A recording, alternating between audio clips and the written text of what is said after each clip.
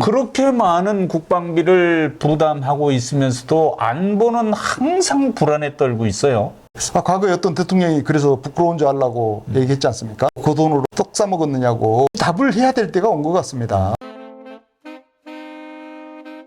스마트하지 않은 국방을 뭐라고 할지는 모르겠습니다만 우리는 스마트하게 사고하고 스마트한 전략을 쓰는 군대와 국방을 찾아서 기민하게 움직여 나가려고 합니다. 오늘도 김철환 교수하고 말씀 나눕니다. 오늘 국방비 얘기를 좀 하고 싶어요. 스마트 국방이라 그러면 국방비 얘기를 안 할 수가 없을 것 같습니다. 그렇죠. 저희들이 무슨 군인들을 훈련하고 우수한 군인들을 선발하는 과정, 그 당연한 것이지만 그게 측정 불가능한 주관적인 수치들 아닙니까? 그런 수치에 뭐 이렇게 저희들이 매달리기보다는 보다 구체적으로 숫자에 매달리는 것이 저는 올바른 방향이다, 접근 방식이다라고 봅니다. 스마트하지 않은 국방은 뭐냐면 돈 엄청 써서 많은 쇳덩어리를 갖다 사다 놓고 철벽을 만드는 거, 철통 같은 국방, 물 셀 틈 없는 국방, 그런 구호를 외치는 거죠. 그게 스마트하지 않은 국방입니다. 네. 근데 스마트한 국방은 머리를 쓰고 유연하게 사고하면서 돈 덜 쓰는 국방을 하자는 겁니다. 잘 싸우는 군대죠. 돈을 작게 쓰고 잘 싸우는 군대가 스마트한 군대죠. 그러니까 무작정 힘만 기른다고 이게 능사가 아니죠. 위협을 낮추는 거죠. 보다 높은 수준에서 사고하고 보다 멀리 보며 사고하는 이 트레이닝이 돼야 스마트 국방이 이루어질 수 있다고 믿습니다. 스박스님 정치학 박사시니까 그런 역할이 사실 정부, 국가가 지향해야 될 어떤 외교 정책, 정치 이런 것과 관련이 있겠죠? 옳습니다. 예. 국방이라고 하는 게 어떻게 따로 떼서 딱 군사, 밀리터리만 다룰 수 있겠습니까? 국방은 너무너무 촘촘하게 사회, 경제, 그리고 기술, 모든 분야와 제 분야가 맞물려 가는 분야거든요. 왜냐하면 우리가 사는 안전, 이 문제를 기본적으로 담보하려면 사회 모든 분야가 다 영향을 미쳐요. 과거에 보면 외교는 피 흘리지 않는 전쟁이고 다음에 전쟁은 피를 흘리는 외교다. 그런 말 하지 않습니까? 네. 이제 군인들은 피를 흘리는 외교의 분야를 담당하는 것이고 정치인들 피 흘리지 않는 전쟁, 외교를 담당해야 된다. 딱 그렇게 중첩되는 부분도 있겠지만 그런 거 있지 않습니까? 따라서 우리가 위기 수준을 낮추고 불필요한 위협을 제거하고 하는 노력들이 그게 정치의 영역이고 또 우리 군인들은 전쟁에 대비해야 되기 때문에 굉장히 강해야 되고 전쟁이 났을 경우 꼭 승리해야 된다. 뭐 그런 거는 다 합의가 된 영역이라고 저는 생각을 합니다. 네, 맞습니다. 제가 과거에 외교관들과 함께 같은 사무소에서 한 지붕 아래 상당 기간 지낸 적이 있는데 어느 날 깜짝 놀랄 얘기를 한번 들었어요. 네. 아니, 군인은 다 무식한 줄 알았는데 오늘 말씀 들어보니까 상당히 머리가 있는 말씀을 하시네요. 스 박사님 보고요? 예. 정치학 박사님을 몰라보고. 아니, 뭐 이렇게 공부를 했든 안 했든 그런 문제를 떠나서 그분의 이제 시각을 드러낸 거예요. 예. 힘을 다루는 이 근육을 자랑하는 근육질의 인간들이 이제 군인이고 인텔리전트한 머리를 쓰는 집단이 본인들 외교관이라고 생각을 했던 것 같습니다. 그런데 이게 웬 겁니까? 얘기하고 같이 문제를 해결하고 이게 논의하는 과정에서 보니까 자기보다 더 전략적인 사고를 한다는 생각이 갑자기 든 거예요. 그리고 그 외교관들 중에는 군인들보다 훨씬 체력이 강한 사람이 또 있을 수 있습니다. 그럴 수 있죠.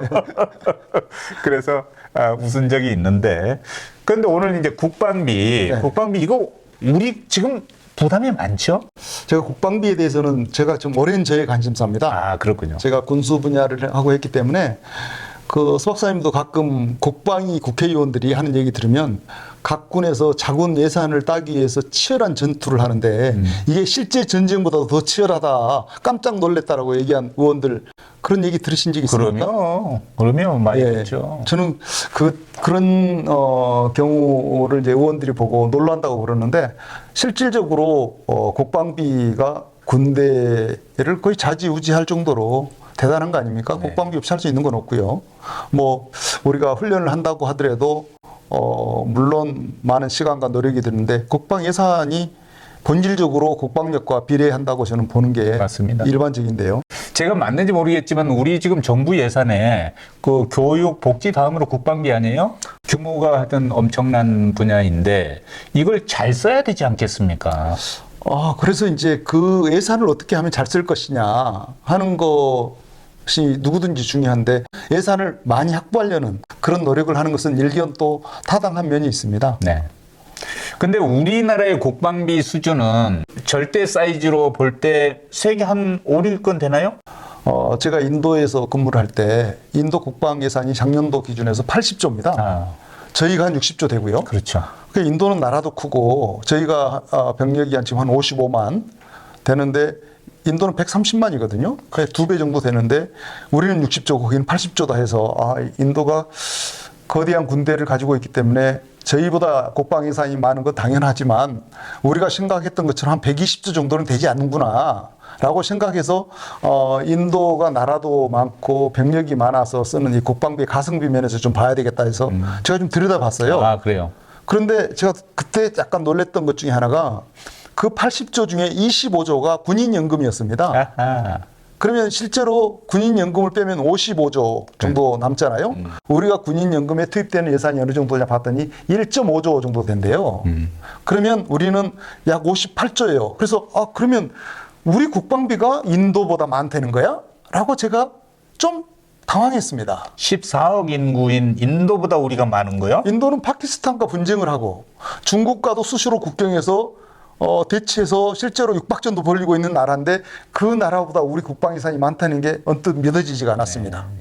그래서 제가 세계 각국의 국가 국방 예산을 한번 봐야 되겠다 들여다보고 나서 더욱더 놀라게 되었죠.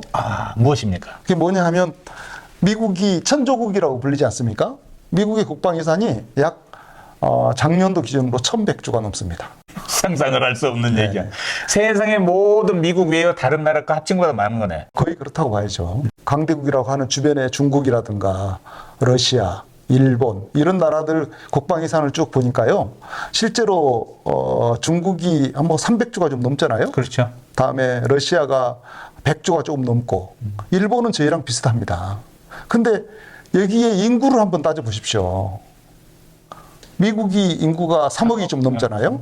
다음에 중국이 14억 정도 되고 다음에 러시아가 한 1억 4천 5천 다음에 일본도 한 1억 2천 3천 이렇게 되지 않습니까? 그러니까 인구 대비 국방비 사이즈를 보면은 이거 얘기가 영 달라지네. 미국이 한 1,000조 국가니까 약 20배 정도 된다고 치고 그런데 인구가 3억이 넘기 때문에 저희들로 보면 인구가 한 6배 정도 많은 거거든요.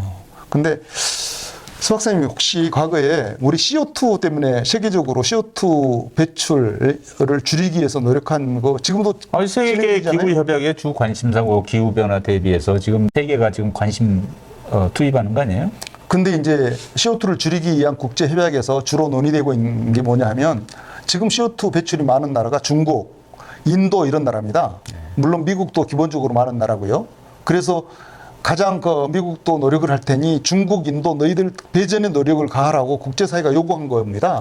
너희들 CO2 배출량이 너무 많아서 지구 온난화에 당신들 좀 기여해야 된다. 그렇지 않으면 지구가 심각한 위기에 지금 처하고 있다. 이런 논리인데요. 인도 외교장관이 반발을 한 적이 있습니다. CO2 배출을 따지면 국가별로 따질 게 아니고 국가가 가지고 있는 인구수에 고려를 해서 인구를 고려해서 따져봐야 된다. 충분히 일리 있는 이야기죠. 그래서 그런 식으로 따지니까 인도는 세계 CO2 배출량이 세계 10위권입니다. 10위권. 그래서 인도가 앞에 있는 배출이 가장 많은 나라가 캐나다, 미국입니다.